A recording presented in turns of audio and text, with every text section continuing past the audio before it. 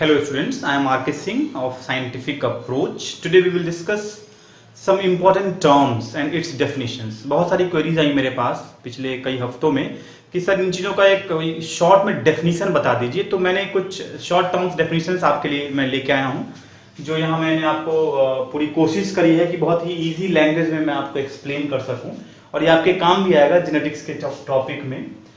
पहला वर्ड है यहाँ पे हमारा प्लियोट्रॉपी जीन। अब प्लियोट्रॉपी जीन है क्या? तो इसमें सिंपल सी बात आपको ये समझनी है कि ये एक जो जीन, सिंगल जीन जो गवर्न करेगा कई सारे फिनोटाइपिक ट्रेट को, कई सारे कैरेक्टर को, तो they are called the pleiotropy gene. फिर बात आती है लोकस की। तो locus is basically the position और location of gene on chromosome, मतलब क्रोमोसोम पे किस पोजीशन पे वो जीन अवेलेबल है, पर्टिकुलर जीन, तो उस पोजीशन को या उस लोकेशन को हम एक नया बायोलॉजिकल वर्ड देते हैं जिसको हम लोकस बोलते हैं।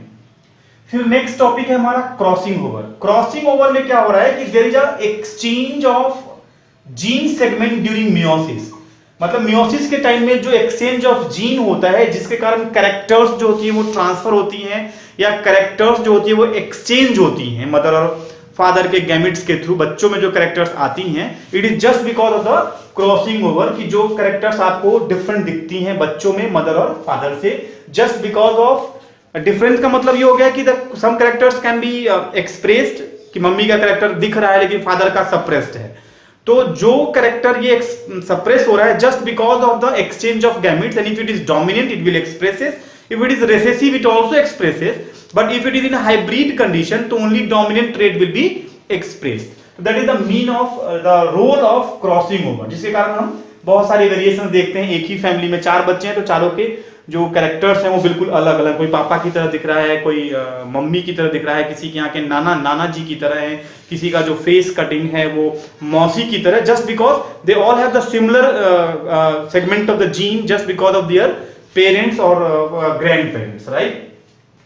फिर बात आती है नॉन डिसजंक्शन की। तो नॉन डिसजंक्शन जो है ये एक एबनॉर्मलिटीज हम कह सकते हैं जिसके कारण जो कैरेक्टर्स में वेरिएशंस आ जाती हैं, डिसऑर्डर्स क्रिएट होती है। It is what the inability of homologous chromosome to separate during meiosis, मतलब मियोसिस के टाइम में जो क्रॉसिंग ओवर होता है और अगर वो प्रॉपर्ली सेपरेट अगर क्रोमोसोम नहीं हो पाता है तो किसी गैमेट में या किसी इंडिविजुअल में एक्स्ट्रा क्रोमोसोम चली जाएंगी और किसी में बिल्कुल कोई भी क्रोमोसोम नहीं जाएगा, और it leads to the chromosomal disorder. ये मैंने यहाँ पे मेंशन कर दिया है, तो आपको ध्यान रखना है नॉन डिसजंक्शन का मतलब क्या हो गया, मैं फिर रिपीट कर दे रहा हूं।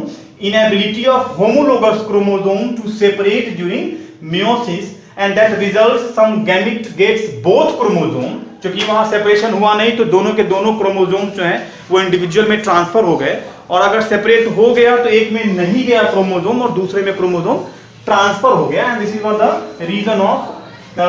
Reason of non disjunction. फिर बात आती है एक्स क्रोमोसोम की।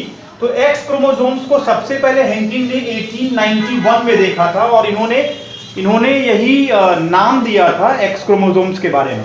फिर बात आती है पॉलीप्लॉइडी। पॉलीप्लॉइडी का मतलब हो गया फेल्योर ऑफ साइटोकाइनेसिस।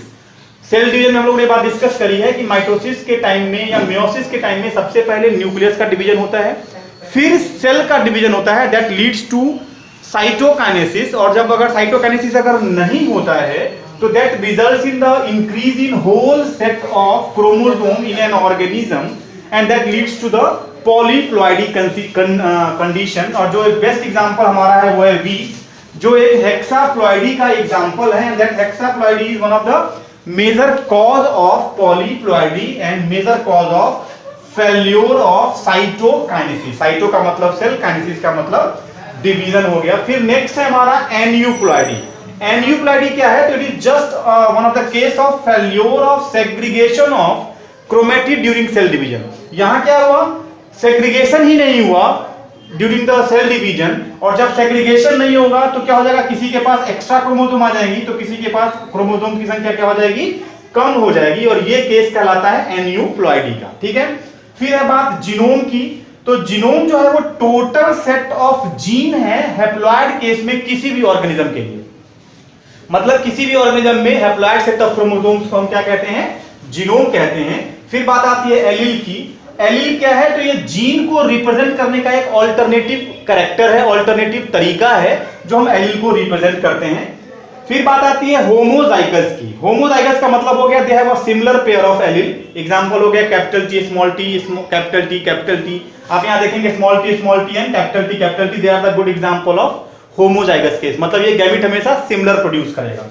हेटेरोजाइगस में डिसिमिलर गैमेट्स होंगे, कैपिटल T स्मॉल t बनाएगा। यहां मैंने मेंशन कर दिया दो अलग अलग ट्रेट्स के लिए। फिर बात आती है डोमिनेंट ट्रेट की। डोमिनेंट ट्रेट का मतलब होता है it shows it's effect in the presence of alternating pair of allele. मतलब आप यहां पर अगर देख रहे हैं कैपिटल आर स्मॉल आर, तो एक डोमिनेंट ट्रेट है जो कैपिटल आर के फॉर्म में भी एक्सप्रेस करेगा और कैपिटल आर स्मॉल आर के फॉर्म में भी एक्सप्रेस करेगा। यही कारण है कि हम उसको डोमिनेंट कहते हैं। मतलब they will expresses itself in both condition. जबकि रिसेसिव ट्रेट की अगर हम बात करते हैं तो ये हमेशा तभी शो करेगा जब ये अपने होमोजाइगस केस में हो, या हम इसको ये भी कहते हैं it fails to show its effect in the presence of alternating pair of allele. अगर हम यहां देखें कैपिटल T स्मॉल t को, तो ये स्मॉल t अपना कैरेक्टर एक्सप्रेस नहीं कर पा रहा है। यही कारण है कि हम इसको यहां पे रिसेसिव एलील कहते हैं, रिसेसिव ट्रेट्स कहते हैं। तो ये था हमारा आज का इंपॉर्टेंट टॉपिक जो आप लोगों ने हमसे पूछा कि सर कोई शॉर्ट में तरीका बता दीजिए। तो ये है, इसके ऊपर एक लिंक भी दिया हुआ है। आप फर्दर आगे के जितने भी टॉपिक्स हैं उसके एक्सप्लेनेशन को इस लिंक पे क्लिक करके you can study, you can understand. और उम्मीद करते हैं कि ये टॉपिक आपको अब पहले से बेहतर क्लियर हो चुका होगा।